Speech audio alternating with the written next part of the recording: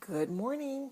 This is Necie Edwards, and I am the founder and organizer of Fibro Patient Education and Support Organization.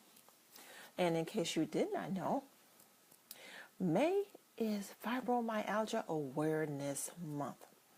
I am going to be doing a video each day for the entire month of May talking about fibromyalgia, what it is, the history of it, how it's diagnosed, what you can do to heal yourself. And my approach in this video series is to take you and show you how to change your mindset, because your mindset is going to determine your altitude, how high you can go in your healing. So let's get started. So fibromyalgia, is it real or imagined?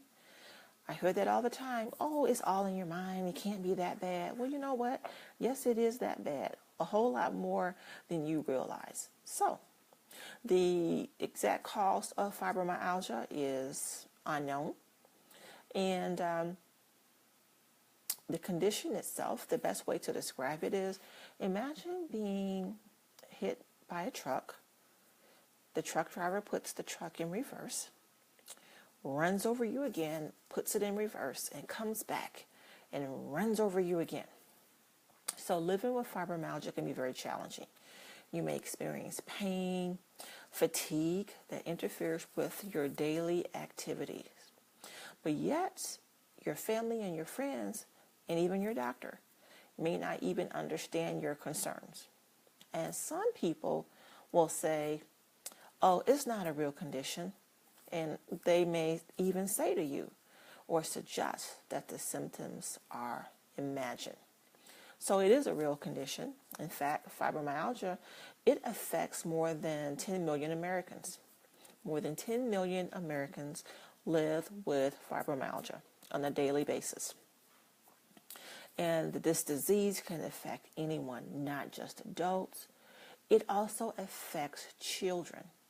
But it's more common in adults, and it's more common in women. So women are diagnosed 9 times more often than men. But men also have fibromyalgia. And so there are yet many doctors that still do not recognize fibromyalgia. And so many do. But there are many who don't. So let's get into briefly the history of fibromyalgia. Some people believe fibro is a new condition. It's not. It's existed for centuries. This goes back to the early 1800s, where it was classified as a rheumatoid disorder that caused stiffness, pain, fatigue, and difficulty sleeping.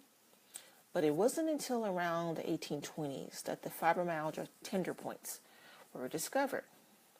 And then it was called fibrositis because many doctors believe, and some still do, that the pain was caused by inflammation throughout the body. But it wasn't until around 1976 that the condition was renamed fibromyalgia. And so, in case you didn't know what fibromyalgia stands for, it stands for the following. It was derived from the Latin word fibro, which represents fibrous tissue, and the Greek terms for myo, which is the muscle, and algia, which represents pain. And it was around the 1990s at the American College of Rheumatology, they established the guidelines for diagnosing fibromyalgia.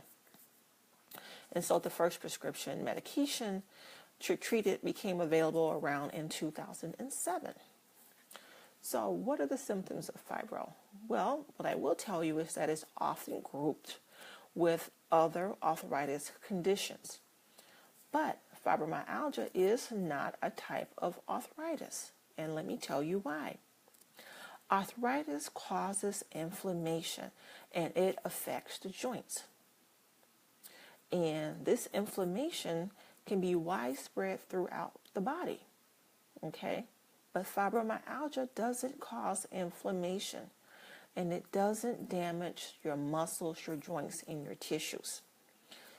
But it does damage your muscles, your joints, and your tissues if you have arthritis. And the damage done to the muscles, joints, and your tissues when you have arthritis can be deadly. Whereas with fibromyalgia, there is no damage to those areas because fibromyalgia does not cause inflammation. Now, you can have fibromyalgia as well as rheumatoid arthritis, osteoarthritis, lupus, Sjogren's disorder. You can have fibro and another autoimmune condition. So, some of the symptoms of fibromyalgia are as follows: fatigue, sleep problems, waking up not feeling refreshed, widespread pain, fibro fog, which is also, I guess a better way to say that is an inability to focus, depression, headaches, and abdominal cramping, and also costochondritis, that inflammation behind the chest wall. So that is the history of fibromyalgia. And for anyone that's watching the video tonight, I'm going to be doing a video every day for the month of May. What I want you to know is, number one, in spite of what the doctor may have said, you may be feeling tired, exhausted, drained. You may be dealing with depression. This is what I want you to know. Stay on Hope Avenue because there is help out there. I am a fibromyalgia success story. In fact, my pain levels, if you can imagine, used to be a 10 plus. And now they're virtually non-existent.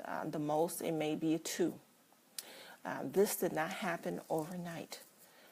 With fibromyalgia, there is no magic pill that you can take that's going to make the pain go away. There is no magic pill that's going to make it disappear because it didn't develop overnight. So since it didn't happen overnight, it's not going to go away overnight. What you need to be aware of is that you need to manage your stress level because stress plays a huge role in the care of your body, your mind, and your spirit. So it's very important that you put yourself on your to-do list. You may be someone who's really good at taking care of others, but when it comes down to your own needs, you're not good at taking care of you. So I really want you to change that and to put you on your own to-do list and to take care of you.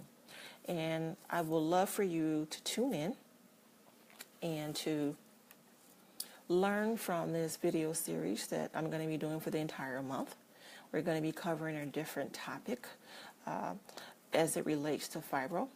And the purpose of this series is to educate you, to spread awareness, and to help you on your journey. I want to take you from being leveled up to level down, tamp down your chronic pain. I want to help you develop the proper mindset, to have a winning, positive mindset and outlook. And I guarantee you, if you change your attitude, because your attitude is going to determine your altitude.